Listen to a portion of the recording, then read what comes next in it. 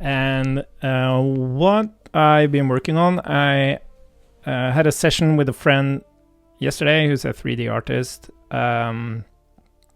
and he helped out with the star map.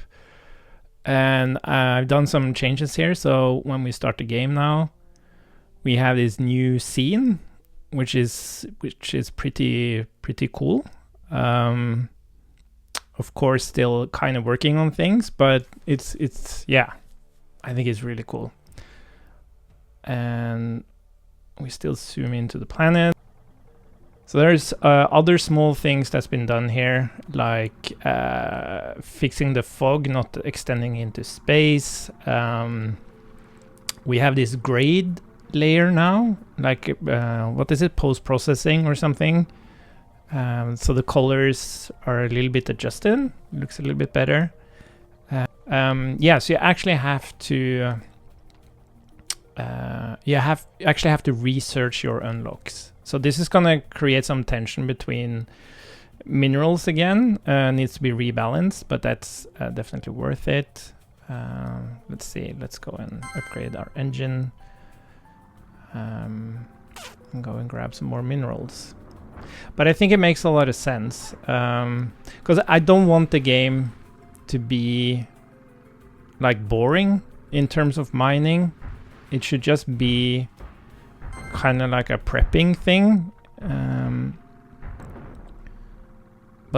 some players, they like more action, and some players do like mining, which is very interesting. So it's going to be interesting to continue testing and balancing that. I've also, so yeah, what I do worry about is that it actually does require some skill now, maybe too much skill to play the game,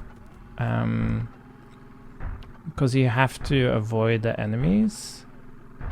And it might be too difficult, especially if you're not sure about the controller choice. You might even have an issue with the controller, right? So I think maybe that's the biggest problem here. Yeah, I think we're gonna drop that blue enemy. Maybe. Oh. Yeah. I think maybe we have to, now that the other enemies are more difficult, that blue enemy becomes a drag. Yeah, that's the yellow XP, and then you see it's blue XP. Yeah, so this is new. The XP is now per hit instead of per kill. So the base kind of is its own player now. So all the turrets shares the color of the base, and then when you shoot enemies, you get XP per hit, so that you share XP.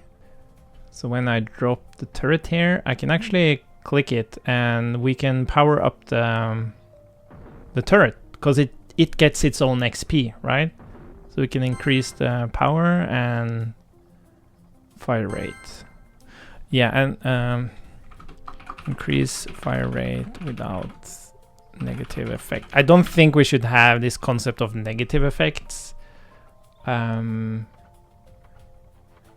Yeah, so you have to unlock tier 2 turrets, and then you go and you can upgrade individual turrets, right? But then if you slap on a new turret, that's going to start from tier 1. And it's going to be the same for the tank. Yeah, I'm not sure if that's balanced correctly yet.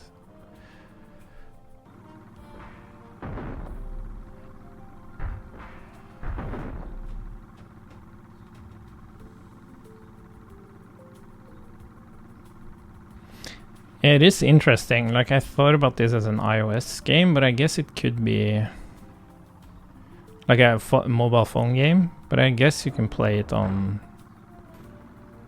like an iPad or even on a Mac. Yeah. Oh, yeah, of course, I have to buy the new deployment unlock. But I want the minigun. Yeah, this is just a nice tension. I have to choose to have another turret or go with the minigun. I want to go with the minigun. Let's see.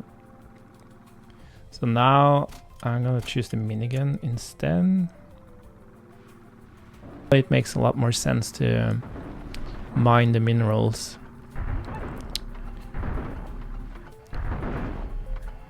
Oh, I think I'm a bit overpowered.